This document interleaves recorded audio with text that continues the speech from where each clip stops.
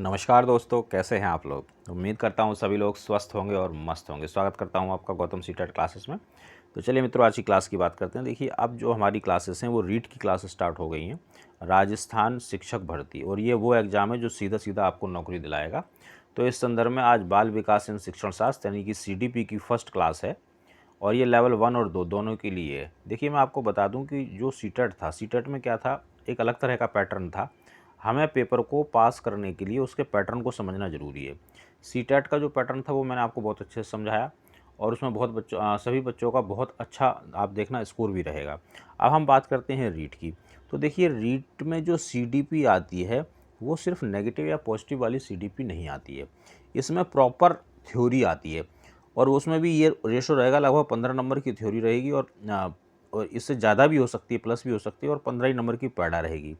तो जो पैडा के प्रश्न होंगे वो तो आपके पॉजिटिव नेगेटिव से सॉल्व हो जाएंगे, लेकिन जो प्रॉपर आपकी थ्योरी है वो हमें पढ़नी ही पड़ेगी। और ये थ्योरी ऐसी नहीं कि भाई जो उन्होंने क्या कहते हैं टॉपिक्स आपको दे रखे हैं वहाँ से पूछेंगे। ये थ्योरी आप वो कहीं से भी पूछ सकते हैं। तो मेरा पैसे यही प्रयास रहेगा कि आपको टॉपिक वाइज जो है क्लासेस दूं और उसमें मैं कराऊंगा आपको MCQs यानी कि मल्टीपल चॉइस क्वेश्चन, क्योंकि यही आपके पेपर में आएंगे। और मैं आपको इस बात की भी गारंटी दे सकता हूं, आप देख लेना, बाद में मैच कर लेना, कि लगभग 50% वो क्वेश्चन होंगे जो मैं यहाँ पर कराऊंगा। अब एक ही चैनल से अगर आपको 50% मदद मिल जाती है किसी पेपर में, तो मैं समझता हूँ ये बहुत बड़ी मदद है, वो भी उस एग्ज़ाम के लिए जिससे कि आपको सीधे सीधे नौकरी मिल रही है।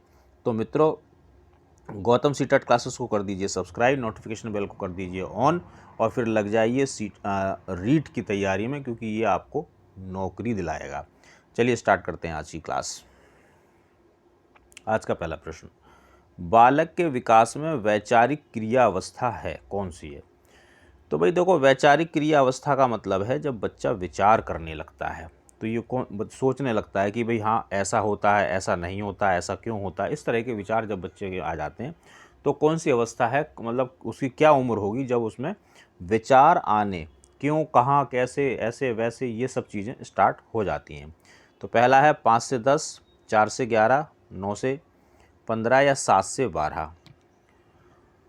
चलिए आंसर कीजिए। तो मित्रों, इसका आंसर होगा फोर्थ, 7 साल से 12। अगर हम प्याजे की बात करें तो जो प्याजे जो है उसकी ये थर्ड स्टेज है, लगभग इसी अवस्था में, यानी कि जो उसकी मूर्त अवस्था होती है, इस अवस्था में बच्चा ज़्यादा प्रश्न करता है और ज़्यादा सोचता है, क्योंकि उसमें जो वैचारिक प्रक्रिया है वो शुरू हो जाती है। अगला प्रश्न देखेंगे, किसने चरित्र को आदतों का पुंज कहा है। देखिए, मैं बताया कि यहाँ पे प्रॉपर थ्योरी आती है, प्रॉपर थ्योरी, तो ये आपको याद ही करनी पड़ेगी, नेगेटिव पॉजिटिव से बात नहीं बनेगी। तो भाई इस थ्योरी को पढ़ना भी है आपको। मैं आपकी बस ये मदद करूँगा कि आपको उसी थ्योरी से रिलेटेड MCQs करवाऊँगा और इसमें से 50% MCQs फंसेंगे, 100%। चलिए, स्किनर, करमाइकेल, बाउले या सैमुअल इस्माइल, किसने ये कहा कि जो चरित्र जो होता है वो आदतों का पुंज होता है। तो भाई इसका आंसर होगा डी, सैमुअल इस्माइल।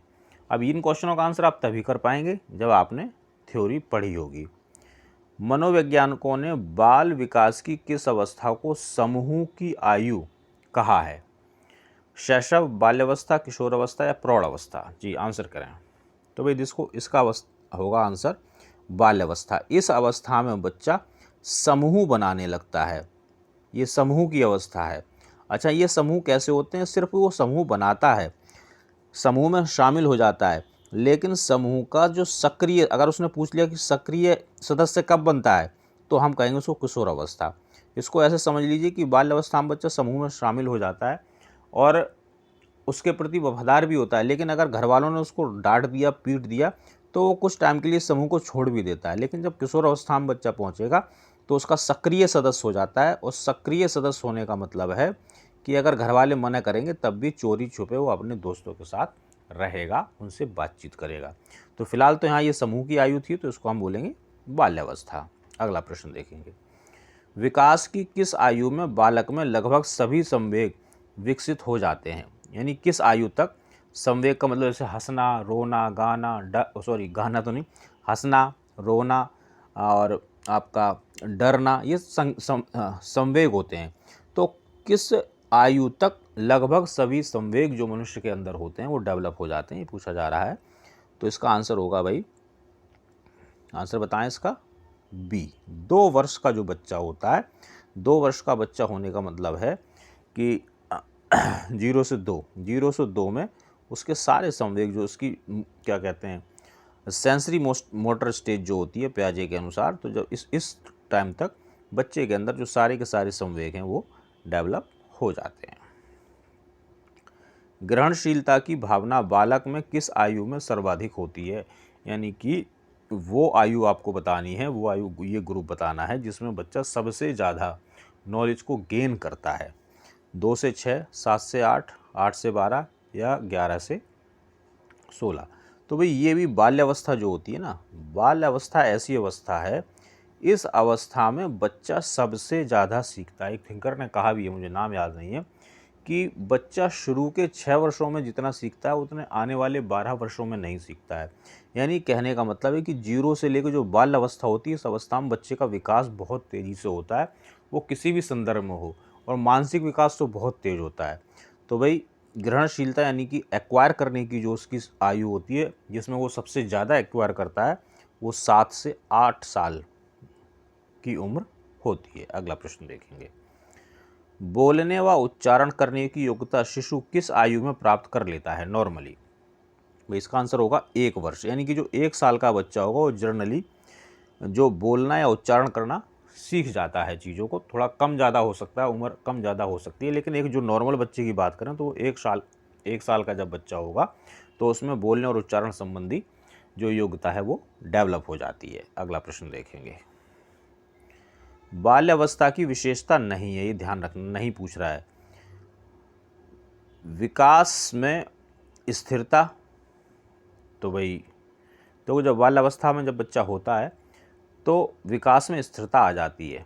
स्थिरता आने का मतलब है कि आपने देखा होगा कि जब बाल्यावस्था में प्रवेश करता है तो बच्चा बहुत तेज़ी से बढ़ता है, लेकिन फिर ये जब स्कूल जाने लगता है तो थोड़ा स्थिर हो जाता है, और इसके बाद जैसे ही 11-12 साल का होता है तो फिर तेज़ी से बढ़ने लगता है।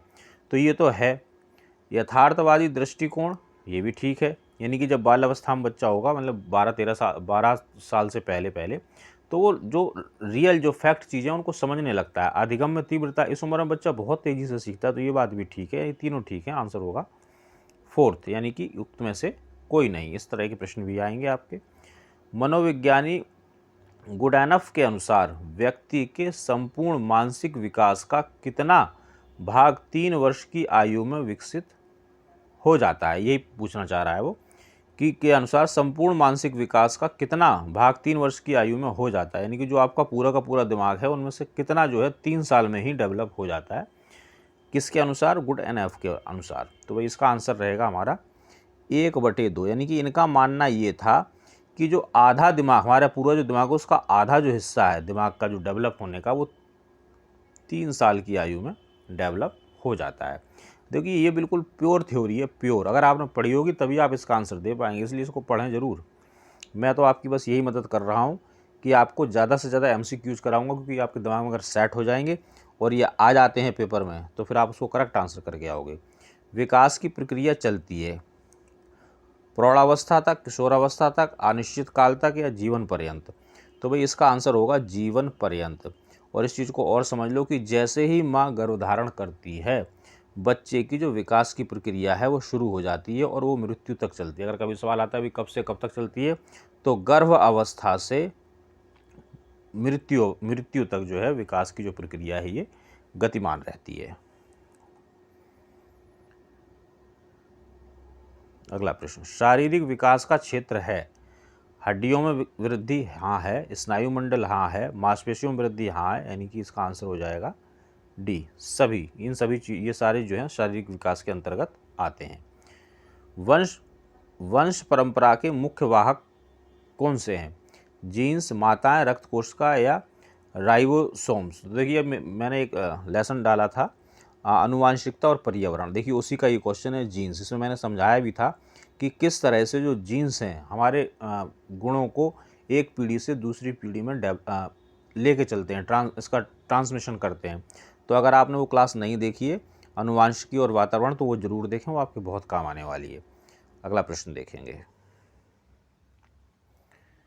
संवेगों को छुपाने या छद्म रूप से अभिव्यक्त करने की प्रवृत्ति विकसित होती है? शैशवावस्था, किशोरावस्था, बाल्यावस्था या प्रौढ़ावस्था में? बताएं इसका आंसर। तो भाई इसका आंसर है किशोर अवस्था। किशोर अवस्था में बच्चा बहुत सारी चीज़ें अपने घर वालों से, टीचरों से छुपाने लगता है, क्योंकि उसकी ऐसी अवस्था होती है कि वो दोस्तों के साथ मिलना जुलना ज़्यादा पसंद करता है और सामवेगिक रूप से थोड़ा असंतुलित भी होता है, इसलिए चीज़ों को वो छुपाने लगता है और छद्म यानी कि झूठे वो संवेग भी दिखाता है, प्रदर्शित करता है। अगला प्रश्न देखेंगे। बालक के समाजीकरण में प्राथमिक स्तर या घटक कौन सा है? खेल का मैदान, परिवार, विद्यालय, समाज। तो देखिए मैंने इसमें बताया है कि जब समाजीकरण की बात हो तो इसका एक क्रम है। सबसे पहले होता है माता पिता, इसके बाद परिवार, परिवार के बाद आस पड़ोस, इसके बाद फिर स्कूल, फिर खेल का मैदान, फिर समाज। तो अगर ये नीचे से पूछता है मतलब प्रथम कौन सा है, तो माता पिता से स्टार्ट करेंगे, इसके बाद परिवार, तो यहाँ पे हमें परिवार मिल गया तो परिवार को आंसर कर देंगे। अगर वो पूछता सबसे ज़्यादा उस बच्चे का विकास कहाँ होता है, तो समाज से शुरू करते और नीचे की तरफ आते, जो ऑप्शन मिलता है उसको आंसर कर देते। अगला प्रश्न करेंगे। निम्न में असत्य यानी कि जो नेगेटिव होगा वो ढूंढना है। तो चलिए ढूंढते हैं। भीषण विपत्ति की आशंका एवं उसका सामना न कर पाने की विवशता भय संवेग होने का एक कारण है। किशोर अवस्था में काम संबंधी भय उत्पन्न हो जाते हैं, ये बात तो ठीक है भाई। भय बालक को समाज विरोधी प्रवृत्ति व अनुपयोगी कार्यों की ओर प्रवृत्त करता है, ऐसा तो नहीं होना चाहिए, इसको होल्ड करते हैं जरा। नवीन अनुभवों द्वारा बालक के संवेगों को पुनः प्रशिक्षण देकर भय का निराकरण किया जा सकता है, ये बात भी ठीक है, ये बात भी मुझे ठीक लगी। ये सी जो है ये गलत है, इसको आप आंसर कर लेंगे। अगला प्रश्न देखेंगे। शिक्षक को बालक के चरित्र निर्माण में योग देने के लिए किस विधि को अपनाना चाहिए? सीटेट का क्वेश्चन होता तो मैं कहता पॉजिटिव विधि अपनानी चाहिए, लेकिन बाकी इसके ऑप्शन पढ़ लेते हैं। बालक को नियमित रूप से नैतिक शिक्षा देना। अब क्योंकि हमें चरित्र का निर्माण करना है तो नैतिक शिक्षा तो देनी पड़ेगी, ठीक बात है। बालक की मूल प्रवृत्तियों का दमन ना करके, यानी कि बच्चे में जो मूल प्रवृत्तियां हैं, जो उसको वास्तव में जो चीज़ें अच्छी लगती उसका दमन नहीं करना है, तो ये बच्चे के पक्ष की बात है, ये ठीक हो सकती है। बालक के अच्छे विचारों, इच्छाओं और प्रवृत्तियों को प्रोत्साहित करना, बच्चों को प्रोत्साहित करना, ये भी लगभग पॉजिटिव होता है, पॉजिटिव ही होता है। तो ये तीनों ही बातें ठीक हैं, आंसर होगा 4। तो मित्रों ये छोटी सी क्लास थी CDP की रीट के लिए। अच्छा एक चीज़ का और ध्यान रखें कि आप CDP में थ्योरी के लिए सिर्फ वही क्लास देखें जो रीट के लिए है। पैडा के लिए आप सीटेट वाली क्लासेस देख सकते हैं, क्योंकि मेरा जो मकसद है, मेरा मकसद अपने चैनल पे व्यूज़ लाना नहीं है, मेरा मकसद है कि आपको फ़ायदा होना चाहिए। मेरे फ़ायदे की चिंता मत करो, हो रहा है मेरा तो फ़ायदा। तो आप सिर्फ वही वीडियोस देखें जो आपके काम के हैं, बेकार के वीडियो ना देखें, चाहे वो मेरे चैनल के हों या किसी और के चैनल के हैं। और भाई तैयारी में लग जाओ, 7 से 8 घंटे पढ़ाई करो, तभी जाके कुछ हो पाएगा। रीट का पेपर है, रीट के पेपर का मतलब है नौकरी, ये बात मैं आपको बार बार बताता रहूँगा। तो दोस्तों कमेंट करके अपना स्कोर ज़रूर बताएं और क्लास कैसी लगी ये भी बताएं। और फिर आपकी कोई क्वायरी है किसी भी तरह की तो आप इस नंबर पर व्हाट्सअप के माध्यम से मुझसे जुड़ सकते हैं और अपने जो भी डाउट्स हैं उनको मेरे साथ शेयर कर सकते हैं। मैं कोशिश करूँगा कि उसको क्लियर करूँ। तो चलिए मित्रों, मिलेंगे अगली क्लास में, तब तक आप सभी लोग स्वस्थ रहें और मस्त रहें और तैयारी करते रहें।